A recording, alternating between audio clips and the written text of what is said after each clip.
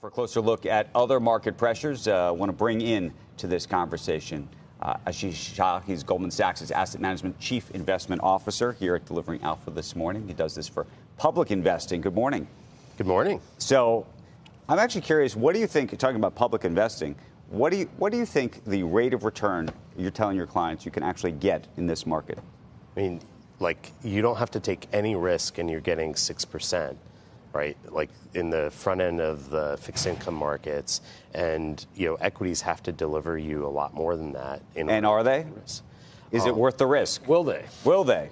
Will they? I think you're about to set up a really interesting buying opportunity, given the backup that we've had in yields as well as in equities. You have a lot of really good things going on across the globe in equities, and I think that that's one of the most important things for investors to be thinking about, is looking globally for those opportunities. So buying opportunity in fixed income and stocks? Is that what you're saying, or were you talking stock?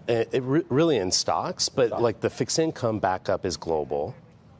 You look at the run-up that we've seen in the U.S., it really kind of allows you to diversify your portfolio and get into markets like Japan, like India, that have secular growth stories and are benefiting from kind of the reflation story. So if you think the backstop is 6%, I mean, you almost say to yourself that should be the minimum that you can make in a given year.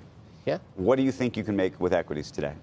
Should it be double that? I think you can get 10. You can get 10? Yeah. But only internationally? I think you're better off looking internationally, because I think in the near term, you're going to have a real headwind in U.S. dollar assets. You look at what's going on in the dollar, you look at the tightness of kind of U.S. balance sheets and U.S. short-term rates, and it's just like a nice setup for cheap assets abroad and into a secular story where you have investments going on in India, you have kind of investment and supply chain diversification going on in Japan. Those are fantastic opportunities, and the valuations are a lot better than in the U.S. Specifically, though, I mean, beyond just saying India, Japan, are there specific either companies and/or sectors that you think are the play, and how would you invest in them? Yeah, so I would say that you want to look for infrastructure. There are basically three themes going on globally that set up fantastic opportunities, right? The first is AI. The U.S. has priced that out.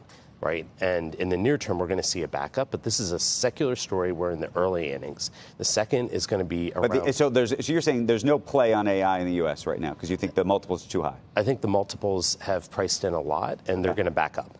They're going to back up. They are going to back up. But it opens up the opportunity because, like, again, we're in early innings there. And they are those same opportunities, if you look abroad, that are setting up really nicely. So give us some examples of those then. I'm not a single stock guy. Right. No, I know. I'm a bond investor. Right. But what I would say is, if you want to look at the chip sector, looking in Japan looks really interesting. If you want to look at kind of infrastructure when it comes to, India has to put in place data centers. Like, a lot of the AI development is actually going on there. A lot of the data work is going to go on in India, and we just don't have the capacity here in the U.S. to do it. You didn't mention the C word, China, did you? I did not. We had a gentleman on a couple of days ago, said it's outperformed, even with recent troubles, it's outperformed everything else in emerging markets, that stock market. I think that anyone that is an investor will understand that it hasn't outperformed. But, are there values developing in China? Absolutely. But you have to take that with a lot of kind of volatility. You went back to a certain date. You went back, how many years did he go back to come up with it? But geopolitically, is it just not worth the risk no matter what you're getting paid? Look, I think that most people actually have exposure to China through their U.S. stocks, right? If you own Apple, if you own Microsoft, you have exposure, so why are you doubling down? Most people don't have that same type of exposure in places like India and Japan. You mean exposure, but not a benefit to being there. You mean a risk to being there. So you don't see any benefit to being in China at this point. I think we're all there. Right? I think we're exposed, but are we participating in if it? We may be, I don't know, bottoming in China. Some people think. I think either way you're going to benefit if you own U.S. companies. And so if you want to play for where the new investments are being made, you want to look outside of China. But I guess the question I was going to ask you is, you talk about India or talk about Japan, you talk about AI happening in those places. The infrastructure piece that you're talking about, is that a investment, or even from a bond perspective, is that a multinational that's going into those places and that's still buying effectively a U.S. company, or are we talking about buying companies that you think are local?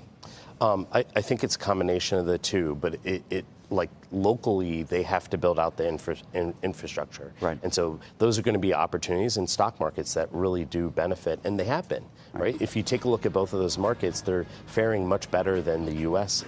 Has been through this volatility in the bond market.